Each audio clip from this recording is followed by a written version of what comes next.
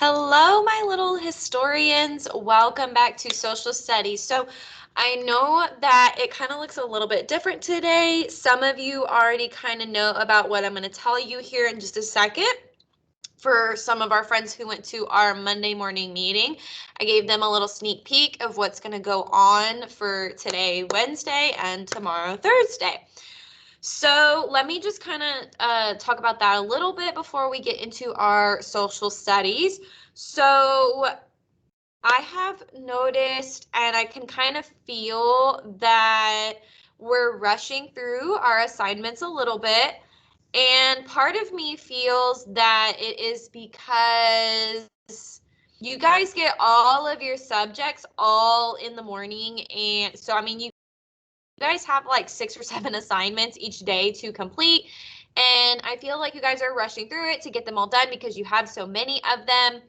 So I was doing some thinking, and being that you guys have filled out your remote learning expectations for me, and you have promised me that you are going to do your best, and I have promised you guys that I am going to do my best to help you guys throughout this last semester. And so I am continuing to think of things that are going to be better for you guys, but still help you guys learn and just give you the best into this crazy, crazy school year. So I thought of doing a kind of a block schedule. So how it's going to go for today and tomorrow. I'm going to do today and tomorrow, and I'm going to get your guys' feedback on Friday on our Friday morning meeting. So if you guys feel a certain way and you don't usually get on our meetings, or you've already gotten on once this week, please get on our Friday morning meeting, and because we're going to talk about how it went. So Monday and Tuesday, you guys did the normal schedule, and I did this on purpose because I want you guys to kind of remember what we always do for Monday and Tuesday, and then see what I'm going to do new for Wednesday and Thursday, and then Friday we're going to talk about it. And we're going to see like which way did we like better? Do we feel like we didn't have to rush through everything? All that good stuff. So Monday and Tuesday, I gave you guys all of your assignments all day. Okay, you had it. It was there. For today, you guys are only going to be focusing on reading and social studies. However, you will have your PE activity that you have to fill out and do for today as well. That is going to have to go out every single day. Your PE, your elective, it's going to go out every single day. But your subjects, I'm going to block them. I'm going to do them on different days. So for Wednesday today, excuse me, you guys are focusing on reading and social studies. Now, this doesn't mean that you guys are getting less assignments. It just means that what you would have been doing on Wednesday and Thursday for reading is just put together on Wednesday so you can focus on just reading that day. And then whatever you had for math on Wednesday and Thursday, it's combined, or social studies, excuse me, is combined here. So then on Thursday, you guys are going to focus on science and math. So it's the same thing. So Wednesday and Thursday, sorry. I'm trying to make it sound as less confusing as possible, and I'm only like tripping myself up as I'm talking. So Wednesday, you guys will have reading and social studies to focus on. Thursday, you guys will have math and science to focus on. It's going to be about the same amount of work. However, it's not going to feel that way because you guys are getting to focus on only 2 subjects each day. And it's going to help you guys not feel so rushed through your assignments, because I really am noticing that, and I really want to kind of nip that in the bud. I don't want us to keep rushing through assignments. I want you guys to be taking your time and actually being responsible for your learning. Whoop, whoop. Hey, I'm pointing out the remote learning expectation right there for you. So you guys will get into it and you'll see like, okay, today we're just doing reading and social studies. Tomorrow the science and the math will come out and it'll be all good. Fridays, you're more than likely gonna get everything, because Friday is your book study day. It's kind of your pop quiz day. So Friday is going to be just kind of where we're at in our lesson. It's not going to be either or, okay? You might get all of them on Fridays. You might get a few of them on Fridays if I need you to focus a little bit more from what I'm noticing throughout the week, all that. So if you guys have questions about that, go ahead and send me a message and let me know if you need more clarifying, but we're doing a block schedule. Reading and social studies on Wednesday, math and science on Thursday. We're going to talk about it on Friday in Friday's morning meeting. And if we like it, then I am going to keep doing this. If we don't like it, then we'll keep working towards something that we think is going to fit a little bit better. But yeah, so let's go ahead and get into your social studies now that I've given you a hint into what is going to go on today. All right. Whew. So we have gone over Abe Lincoln for the majority of this week. We have just kind of talked about his assassination mostly and just his unfortunate fall from the presidency. So we're going to kind of just do a little recap, and then we're going to talk about what happened to America after Lincoln's assassination, because it starts to connect into Black History Month at this point. So we're going to make all these wonderful connections. So if we can remember correctly, which hopefully we do, we know that the South had actually surrendered at the end of the Civil War. They surrendered, but they didn't really change their minds. They were still very pro-slavery. There was no change in their mind, despite the fact that a whole entire war should have changed their mind. Now, even though they still disagreed with the North about the role of the federal government and African Americans' place in society, you would think that maybe, okay, you have your opinion, whatever. You have your opinion, you move on, you do whatever you need to do, but you need to still follow the rules. That's not what happened. Surprise, surprise. So after the Civil War, we go into the Reconstruction era. Okay, so this Reconstruction era means we're rebuilding the United States. We were torn apart between the North and the South. The South surrendered. They said, woo, white flag, we give up, but we're not going to change our ideas or our feelings. Bye, we surrender. That's kind of how it went. And then we went into the Reconstruction era. We were like, all right, we need to rebuild. We need to bring us back together, even though the South was like, no, not doing it. We still feel the same way we felt before. We just can't afford the war anymore. All that good stuff. So even though this kept becoming an issue over and over again, it was like the greatest crisis ever in America, and politicians were just bickering back and forth. They just could not get it together. So this is when we get into Lincoln's top priority. Now, Lincoln's top priority was to bring all of the states back together. It was a part. Not only were we in the Reconstruction era of rebuilding our country, we were trying to reconstruct the relationship between the North and South. We were trying to rebuild a beautiful new relationship between the South and the North. And that was Lincoln's top priority. All right, that's what he was going for. Now, sorry, I just get so sad every time I want to start talking about Abe Lincoln, because he had such a good heart for this. He wanted everybody to be happy. He even pardoned. He pardoned civilians who were in support of the South and who in support of slavery. And I mean, he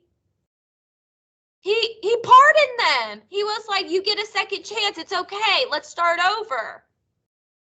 I mean, Abe Lincoln, he was amazing. He was so supportive of both sides. He wanted everyone to get along. He wanted everyone to see that slavery is not a good thing. He even tried to compromise with the South, but as we know, the Civil War went and gone, And now we're in the Reconstruction era, and Abe Lincoln just wants to stitch everybody back together. He doesn't want to slap a Band-Aid on it because Band-Aids don't fix everything. He wants to stitch them back together, make them take a big group hug. That's not unfortunately what happened, though. If only that was as easy as we could say. So, like I said, Lincoln's top priority was reunifying the states as quickly as possible. So he offered amnesty, he pardoned civilians who supported abolition and swore an oath to the Constitution. So for freedmen, now freedmen were the free African American slaves. For freedmen, liberated slaves, Lincoln offered them jobs and free schooling. And he created the Freedmen's Bureau that distributed food and clothing and medicine to all the needy Southerners. Well, when he was assassinated, Lincoln's vice president, Andrew Johnson, well, he became the president.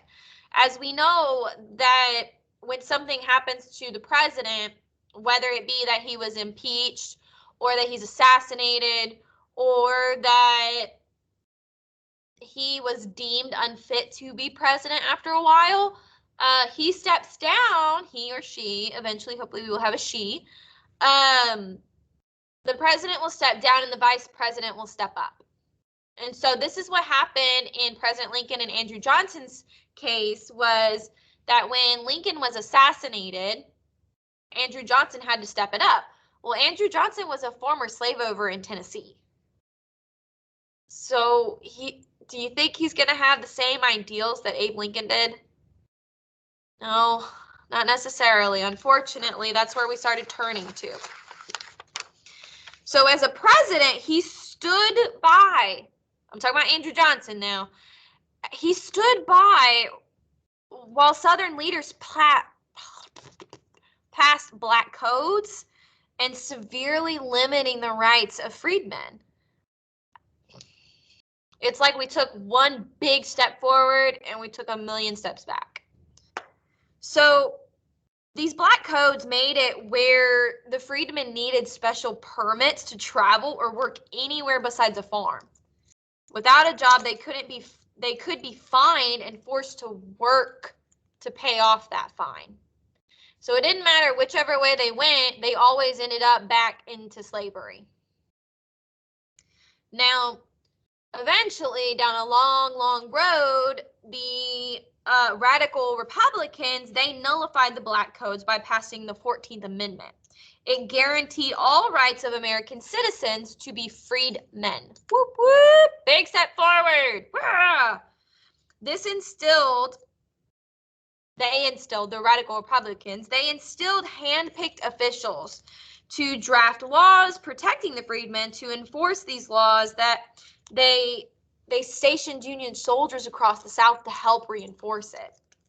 Well, the laws alone couldn't unify the states. I mean, we can have laws all we want, but unfortunately, the South still felt the way they felt. They were slithery snaking around every little thing to somehow make freedmen come back into slavery. I don't think laws are going to stop them at this point. So the South still had completely different social values, and many white people found it hard to accept former slaves as their equals.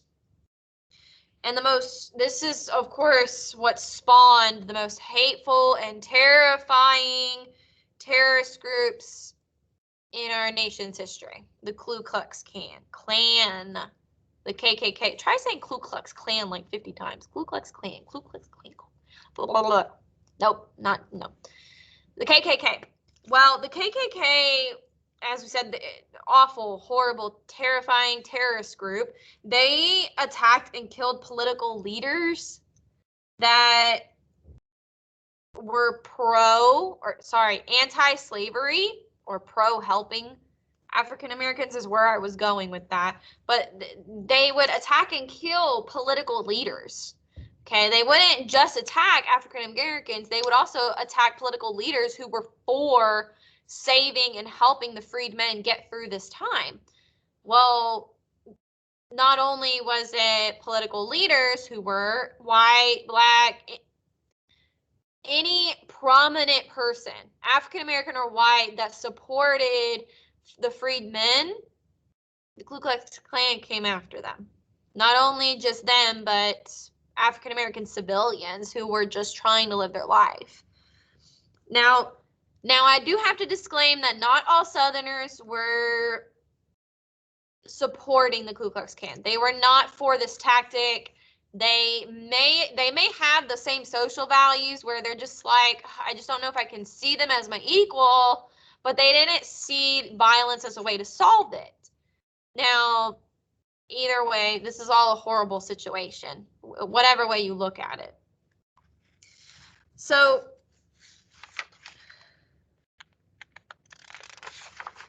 hold on, lost my page here. I have to have a script or else I'm going to go haywire because I can get way too into social studies. Y'all know I love my social studies. I can get way too into it. So as we continue on, the Radical Republic, they impeach Johnson. Finally, they impeach him, and they're accusing him of breaking the law, and somehow he managed to stay in office but wasn't nominated to run again. So when a president is impeached, they're not allowed to run again, like ever. They're done. Kick you out the door. So his successor, meaning the person who stepped up, so just like how when Lincoln was assassinated, Andrew Johnson had to step up, he was his successor. Well, Ulysses S. Grant, the Union general, he was Andrew Johnson's successor, and he stepped up, and he finally brought some calm to Washington. He was working with Congress, he was working with Union troops to get rid of the KKK, and I mean, within years, all of the Confederate states had accepted the 14th Amendment and rejoined the Union. So Ulysses S. Grant pulled through, and he helped just finish what Abe Lincoln started, which is amazing. Even though we had that huge bump in the road named Andrew Johnson, Ulysses S. Grant pulled through for us. So still, though, did you really think that I wasn't going to have a butt in there?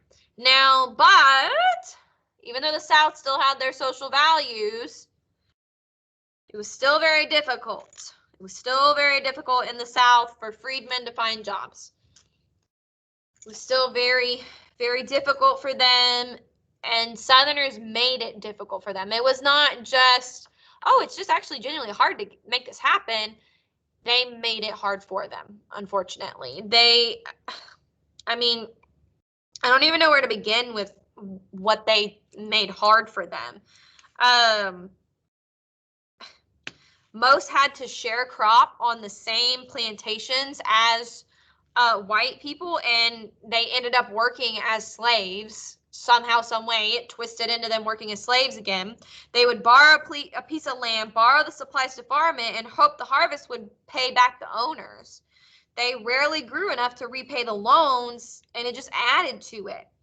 Then there was poll taxes, setting a fee for voting that many freedmen they couldn't afford, and then they had literary tests. Well, literary tests, it meant that only the educated were allowed to vote.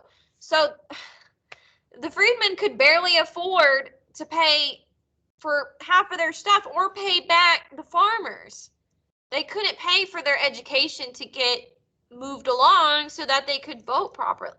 It was a hot mess. It was ridiculous what the Southerners made the freedmen go through. And then, of course, there was the Jim Crow laws. I mean, oh my Lord, y'all, I can't express enough how ridiculous it is on how much the freedmen went through. And unfortunately, I'm having to jam it all pack in just this video for you guys. And it's not equal at all. It's not equal at all. It was not equal at all. It didn't matter that there was the 14th Amendment saying that all states had to accept that the slavery was abolished, we're done, no more. Those social values ran deep, and they were unfortunately still not making anything equal. They were finding loopholes and ways to go around things to still not make anything equal. And I mean, it didn't take, guys, it didn't take until the 1960s the 1960s for the black codes and the Jim Crow laws to get abolished. Those were laws that made it really, really hard for freedmen and African Americans to just live equally. So hard. It makes me so mad. And, you know, even though today we are still dealing with the legacy of slavery in America, you know, we still have a ways to go. We have a ways to go, but we're slowly getting better. Slowly but surely. We just got to spread kindness and just keep learning our history and keep moving forward. That's what I got to say. All right, my sweet friends. So thank you for listening to me go on and on about social studies. I just love it, but that's what I'm telling y'all. That's exactly why I have to have a script in front of me, because if I don't, I will trail on and this video will be an hour long instead of about 20 minutes. I could go on and on about social studies, y'all. We could talk all day long if you want. That's my subject. It's my favorite. That's why I have to have a script. Keep me in line. Okay.